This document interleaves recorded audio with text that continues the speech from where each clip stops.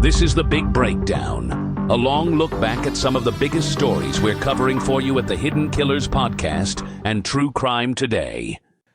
That is the vehicle, the suspect vehicle in the Devil's Den double homicide. You're watching it exclusively with True Crime Today.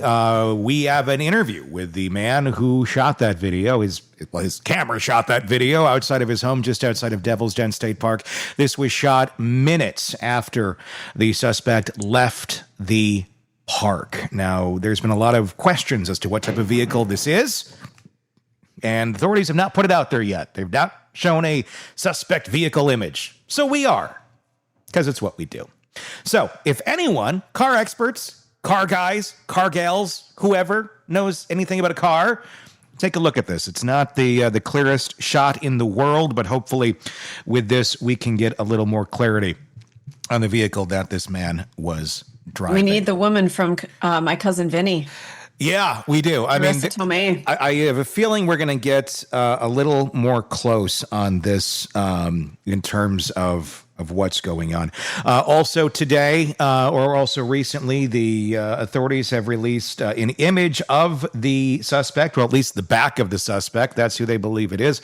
Backpack and all, wearing all black as described. The baseball cap, which doesn't appear to be that dark. It appears to be a dark tan color, if you will. But I can totally see why that couple had said that backpack was very out of place for being in the woods. That day, of course, also released earlier the image of the suspect. This is based on our exclusive reporting here at True Crime Today as well. This is the police sketch that was done after we had a chance to interview the folks who came face to face first here with the killer at Devil's Den State Park. With that, I want to go to an interview, a conversation I just had with the man who got the vehicle video that you are now seeing of what we believed to be the Devil's Den suspect vehicle speeding away from that park just minutes after the murder took place just the other day. Let's go now to that conversation. And he's a car guy. He gets into good detail on what he believes that vehicle is as best as he can. Let's take a look at that. Let's just start here. You believe you witnessed the vehicle speeding past your property on Saturday, the day of this incident. Can you take me back to exactly what happened here in the afternoon? About what time did you see this, and what did you witness? Yes, Tony. So this is about 12:30. I was walking around my property. Our house is a little bit further down the hill. We walk up to the property all the time, up to the mailbox. It was about 1 o'clock that we're kind of lingering around the road, maybe within 20, 30 yards of the road. And, cars passing by all the time going to Devil's Den. There's nothing weird about that. Mm-hmm. So about 1:30, which the video is going to show you that it was at 1:44. Mm-hmm. That is incorrect because the video was not connected to the internet. It's just straight DVR recording, so it doesn't have that astronomical time clock to know exactly what time it is. It's just been rolling through. So this happened right at 1:30. I had my back towards the road, heading downhill towards our home, and I heard a car coming through, and it sounded like it was going faster than normal. Mm-hmm. You have your bikers, you have your sports cars, and I always like to just take a look because if they cause a wreck, then yes, I could be a witness. So sure. I look over my shoulder just as this car is passing, and it's a black four-door sedan, quad tips, which would be dual exhaust, 2 tips on both sides of the car, more towards the outside edge of the car than the center. Mm-hmm. And the exhaust wasn't loud until after it had passed my house. He was probably off the accelerator by the time he had passed my house. And I can't confirm whether or not it was a stick shift because he was still stuck in gear as he passed my house. He didn't shift up or down. It sounded like he was in low 4, but I'm starting to think that maybe he was in high 3 as he was passing my house. And he turned the corner. I could hear him turning the corner about half a mile away. the best description I can give is that as it passed, that split-second turn over my shoulder to see the back end of this car, it was a sleek design, angled rear window towards the back of the trunk. Not as much trunk space as like you would say have like in a Chevy Cavalier or a Toyota Corolla. This was like sport, like a sport car luxury model. And initially when I saw it, I thought, foreign made. For me to look at the car, I was looking at the back end. I saw black lettering, black emblem. The emblem I wanted to say right off the bat was a Toyota Camry XSE. Having looked at the video and reviewed it, I kind of retracted and tried to like really visualize what it was. And I believed, for me, I believe that it's a foreign vehicle, quad tips, active exhaust, and possibly German, like an Audi or an Audi or a BMW, something similar to that. But I also think that it could have been a Mercedes or an Acura TLX Type X, because the active exhaust really what throws me off on the back end. You're not going to be able to hear this car idling next to you at a red light.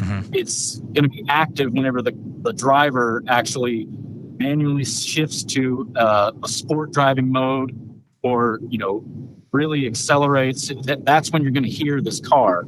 And the paint on it, I want to say was semi-gloss or matte. It wasn't a full gloss car, but it was all black. That was one thing that was noticeable. Couldn't see through the car, tinted, 4-door, I believe I said that, and black rims. The quad exhaust on the back, I don't believe were chrome. I think that they were gunmetal or gun smoke. And it must have been going 60, 70 miles an hour past my house. And it's about all I can recollect. And you're just outside of Devil's Den. And so the timing does match up to where this and the time that he would have left. Other reports have had very similar descriptions of the sound of the car, of the look of the car. So I believe this is probably the car. Authorities have not confirmed it, obviously, as of yet. But, basically process of deduction and common sense, I think you got the vehicle there. When you said you looked at the back of the car and you said you saw black lettering, were you able to see that the license plate was taped over or blacked out? That seems to be the other key piece that people have been talking about and authorities have said with the suspect vehicle. That's the other thing. Looking upon the back of this vehicle, I don't recollect ever seeing an actual rectangular shape, almost as if I think that he had it completely taped over. Yeah, that's been the Yeah, so I believe that he had the license plate completely taped over. As I jogged through my memory, looking at the back of this vehicle and see the quad exhaust, it had a small spoiler. It's not like you'd see on the back of a Mustang with that whale tail. This is like a spoiler that just a small little swoop right off the back end of the car. And like I said, with the sleekness of the design going down the back window, it almost kind of meets midway where that hatch would be on the back end of the trunk. So this thing's built a little bit more for speed rather than cargo and just cruising down the road. Definitely sport model vehicle, but yes, it was definitely taped over. Didn't see any license plate. He left no room for even to see the color of the license plate. So I don't even know if it's Arkansas or out of state. There's been a lot of talk. What direction was he heading based on what you've seen on your video and what you witnessed? Where is this vehicle going? He was heading north on 170. Okay. About 2 miles north of the Yellow Rock exit or the Yellow Rock Trail. At 1:30, he was about 2 miles north of that, heading north on 170. Well, the vehicle video, hopefully, with us now throwing it out there, experts, car guys, car gals, whoever can take a look at this, and maybe we can get this narrowed down to exactly what type of vehicle it is we're looking for now that we actually have some eyes on it.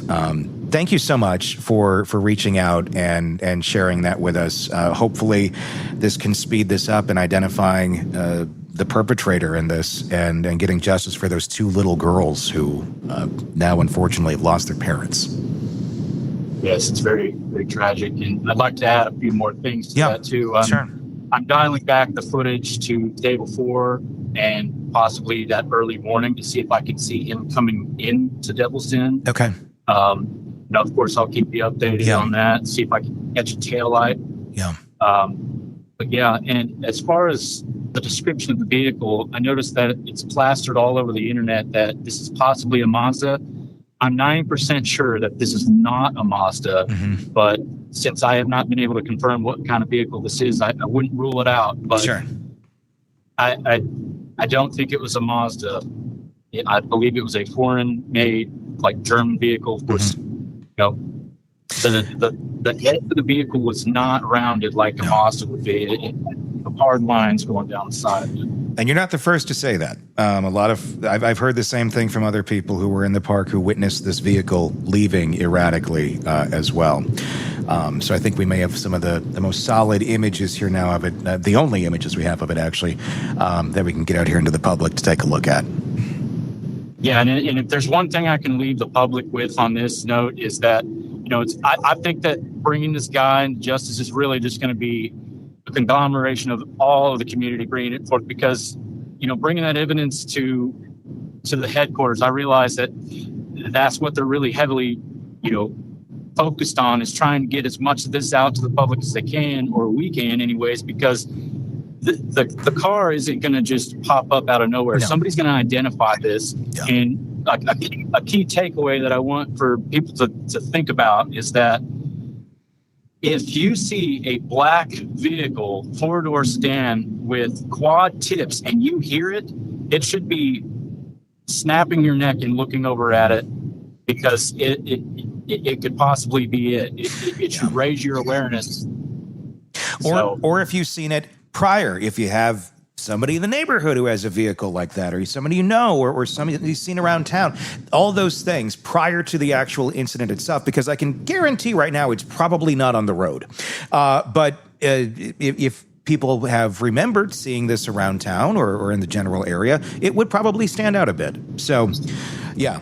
Be aware. And another thing I've been doing is, sorry to interrupt you there, Tony, but another thing I've been doing is, I don't know, call me paranoid. Every time I see a vehicle that fits this description, I've actually walked up to it and touched the license plate to see if it has any sticky residue. Interesting.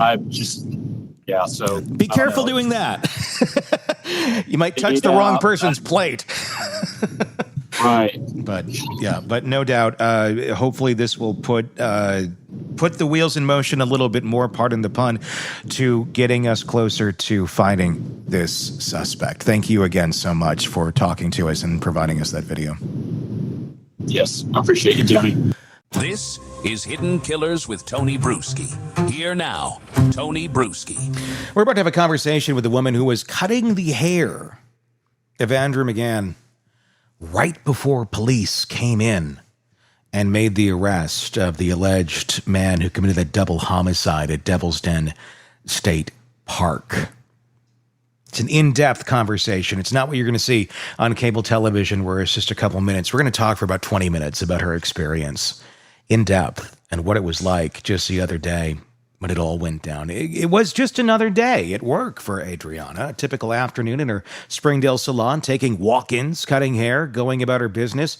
Little did she know the next customer to step in her chair would be Andrew McGann, man accused of the brutal double homicide at Devil's Den State Park. And keep in mind, at this time, no one knew the name Andrew McGann. We had a mugshot. We had a picture of him. And that's all we had at that moment in time. That mugshot, or not mugshot, that police sketch, I should say, that was drawn up came exclusively from witnesses that we talked to here first on the Hidden Killers podcast and True Crime Today that we then sent over to police. They were trying to get in touch with them for quite a while, but they didn't have a working tip line for 3 days. So we talked to them first. With hair long, tangled, and noticeably unkept, he quietly requested a fade, a cut that would soon become infamous. But within moments, detectives stormed the salon. Not in the way you would think, though. It wasn't a battering ram, let's run in. It's more so, is that your car, sir? We'll let her explain all of it. It disrupted the everyday routine and transformed Adriana's workspace into a crime scene. Adriana now finds herself grappling with the trauma of coming face to face with the chillingly soulless eyes of an accused killer. Let's delve into Adriana's first-hand account, raw, emotional, and haunting, as she recalls the chilling moments leading up to McGann's arrest from her own chair. Adriana, you were there, and everyone is coming to you going, what was it like? What happened when this killer allegedly came in to get his haircut? I want to hear your raw experience from as he walked into your salon to when he got arrested. I mean, how did this all begin? Did he have an appointment, or was he a walk-in? No, we work only by walk-in. Mm-hmm. So it was, the day started, just like a regular normal day. I went to the back to heat up some food for my lunch, and saw a black car pull up, just like, any other cars that can pull up clients. Sure. So I went back upstairs. My aunt told him to sign his name. I guess he just looked at her, and she kind of got freaked out. She did tell me she kind of got, scared with the way that he kind of like had a straight face just looking at her. Mm-hmm. So she just said, hey, can you attend them? Since I speak English, it'd be easier for me and the client. Sure. So I told him, hey, I'll get you right over here. I'll get you in my chair. Mm-hmm. Like when I saw him,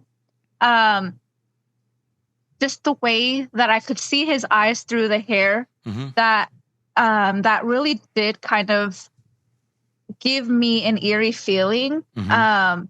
Just the way that his face was, it looked pretty scary. But I had him walk to my chair. I sat him down. I told him, how would you like your haircut? And he just said he wanted a high fade. He said he wants nothing off the top. He just kept looking down. His hair was long. So I explained to him, okay, if you don't want nothing cut from the top, this is what a high fade would look like. And I showed him a reference picture photos that we have. And he didn't really want the high fade. So I explained with other pictures, this is a mid fade and a low fade. And we ultimately we went with a mid fade. And as I sat him down, I put the cape over him, started, combing his hair. I noticed his hair was pretty tangled. I noticed he had very dry scalp. And I detangled his hair, and then I started cutting his hair. And with all of the post about, be on the lookout of this guy, I'm like, what if, I just saw the back of his head, and I'm like, what if, because I had, I looked at him while I was turning the chair, to look at him, and he just had, his head down. I didn't have any conversation with him because I'm like, he looks pretty timid, pretty shy. It's just that one feeling, and with, after that, after, I was about to give him, the fade, cause I just, I marked his haircut and everything. That's when, a man came. It was a detective, asked about the black car, and, it was his car. He was the only one sitting in my chair. He matched the description. And that's, when I knew that something serious, was happening. And after all that, I found out that it was related to the Devil's Den incident. Everything in me changed. It did take a toll on me. A lot of people, I read comments where a lot of people are like, this shouldn't have affected her. It's not that big. But, until they're in my shoes, knowing, that I touched this monster, and it can affect a person. Without a doubt. I mean, ignore the trolls. There's tons of them out there. And you're unfortunately getting a taste of them. We see them all the time, but ignore them. They're not worth it. Let me ask you, so when the detective stepped in, were you actively cutting his hair at that moment in time, or did you step away for a moment and he informed you of this? How did that all take place? So I was, cutting his hair, and, a man came in, and I thought he was related to him. I thought he was just someone waiting for him in the car or something. Sure. He just came in. Or a client. I thought he could also be a client until, I was cutting his hair, and then he's like, is the black Kia that's outside, is this, yours? And, that's when, he was pretty quiet, and I guess he asked him again, and, I assume this is your car, because he was the only one in my chair. He's the only one that was, matched in the description and everything. And I guess he said, yes. And then he's like, I'm going to need you to step out of the chair. And I was surprised, that's when he stood up. They took him to the other side. They told him, lift up your shirt. I guess they were looking for something. And then they handcuffed him there. They took him outside. I guess they asked him more questions, and did all the investigation inside. Let me ask you this, because they were asking about the car. I'm assuming that's what brought the attention. And as we heard, it was within the hour that they had, I guess, some sort of ID on this suspect that they then went out and took action and found him. The car itself was what seemingly, I guess, would you say that that's probably what brought them to the salon, is seeing that car there? Do you have any idea how they figured out that he was there? Was it a tip from someone saying, hey, here's this vehicle that I've been hearing described, it's sitting at this salon? No. We were just, sitting down waiting for a client. I believe that they were tracking him down. I'm not sure how far out. I just know that he stopped at the salon and just, wanting to get a haircut. And that's where they're like, okay, we got him here. It's a closed building. And that's where they just ultimately got him and arrested him. You said he had tangled hair. And I mean, I'm pretty much, obviously I don't have any, so I don't have to deal with that. Except when my chest hair gets tangled. That's really weird. But I deal with it with my dog, and that's about it. Was he well groomed? Was he well taken care of? Or would you say this is someone who maybe didn't have the best self-care routine going on? Definitely someone that did not have the best self-care. I did notice that I feel like he just changed into those clothes. They looked fresh. It was a bright blue shirt and like khakis or like a tan color pants. But with his hair, it just felt, the texture of it felt like dry. It was dry. I could see, dry scalp and flakes, when you're combing out the hair and the scalp is too dry, you get some flakes.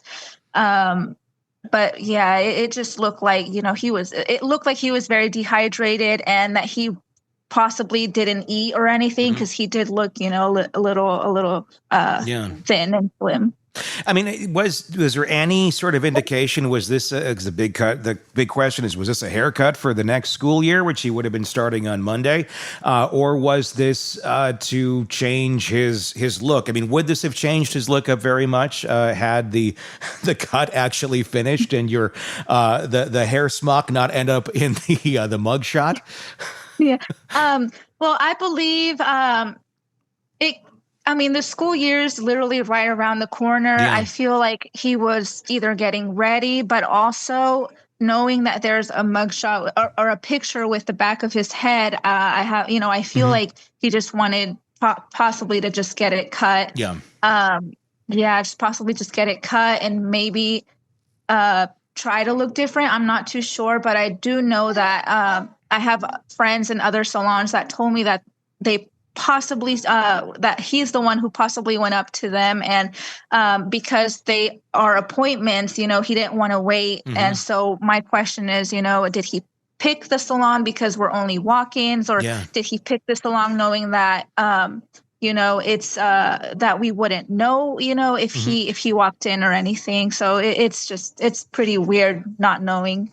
So you're hearing from other colleagues of yours that he may have tried to go to other locations, other salons, and they said, we don't do walk-ins right now, or we're booked up, and he ended up finding you because you did do walk-ins.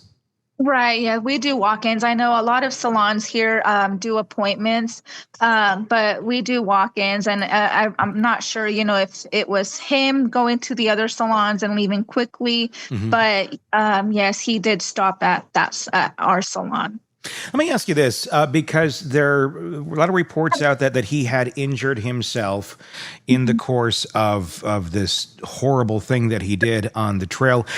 And I don't know if you noticed or not, but I'm asking you, did you notice any sort of hand injuries or anything like that would raise a red flag of like, hey, what happened here? Did you hurt yourself barbecuing this weekend or something? Or did you notice anything at all? The only thing I noticed was his skin. I told the detective there, the only thing I noticed was I felt like his skin had like a condition or something, because it looked kind of two-toned, and I wasn't sure if he was scarring or anything, but. I did not really see any indication, the only thing was just, so he had his hair pretty long, and I know that in the mugshot, I could see that he had injuries. So I'm guessing that's why he didn't want me to touch anything from the top. That way I wouldn't notice that he had that injury. And looking back at the videos, I did notice as he was walking, he had his hands in his pockets. So I guess I didn't really pay too much attention. Sure. I mean, of course, you're not thinking as someone walks in for a walk-in that this is the guy who just committed a double homicide at Devil's Den Steak Park. I mean, you see a lot of people for walk-ins, I'm sure, on a regular basis. I mean, how often did the vibe that you got from this guy? I mean, just I'm asking your personal opinion and just kind of your own context for what you felt. How often do you feel like this about someone who walks in to get their hair cut, where you feel that there's something kind of dark about this person?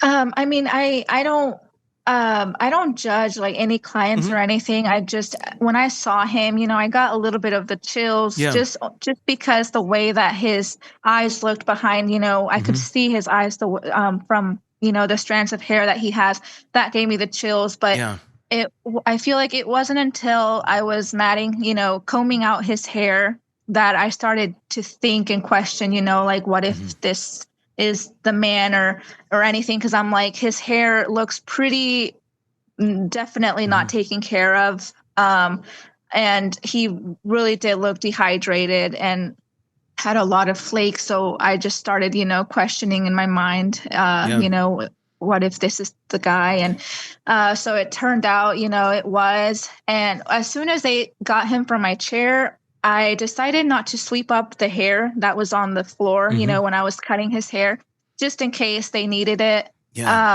So they took him out, and I just, waited. I sat there. And a detective came in, and I'm like, hey, you know, I have his hair here. I haven't swept it up in case you guys need it for anything. And, you know, they were kind of surprised, and they're like, yes, we will be needing to. And so they collected that. I bet you didn't expect to find evidence markers on your floor.